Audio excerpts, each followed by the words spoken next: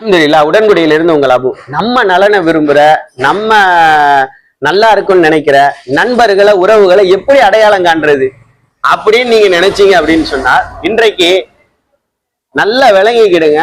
சுயநலமா இருக்கிறதுல 2 வகையினர் இருக்காங்க. அதுல முதலாவது யாரு அப்படின்னா, நான் நல்லா இருக்கணும், நான் நல்லா இருந்த பிறகுதான் அடுத்தவனை பத்தி நான் யோசிப்பேன். இப்படி ஒரு வகையினர். இவங்க ஆபத்தானவங்க கிடையாது. ஆனா இவங்களால எந்த பயனும் மற்றவனுக்கு இருக்காது. ஆனா இன்னும் 2வது கட்டமா இருக்கிறவன், நான் நல்லா இருக்கணும், எவன் எக்கேடு கெட்டு போனாலும் பரவாயில்ல, எவனுக்கு என்ன நடந்தாலும் நான் நல்லா இருக்கணும் அப்படின்னு நினைக்கிறவன். இவன் தான் ஆபத்தானவன்.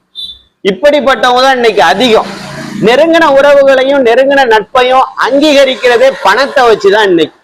அப்ப இப்படிலாம் இருக்கிறதுக்கு மத்தியில நம்ம செய்யக்கூடிய பிழைகளை, நம்முடைய வளர்ச்சியில நம்முடைய முயற்சி ஏதேனும் தடைப்படுது அப்படின்னு சொன்னால் அதை நம்ம கிட்ட வந்து சுட்டி காட்டி, நீ இப்படி ஒரு காரியத்தை செஞ்சா உன்னோட வாழ்க்கை நல்லா இருக்கும் அப்படின்னு சொல்றான் பாருங்க.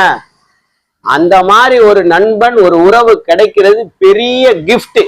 இன்னைக்கு அப்படி கிடைச்சாங்க அப்படின்னு சொன்னால், அப்படி நலன் விரும்புறவங்க மட்டும்தான் நம்முடைய வாழ்க்கைக்கு தேவையான ஒரு அறிவுரையை சொல்லுவாங்க.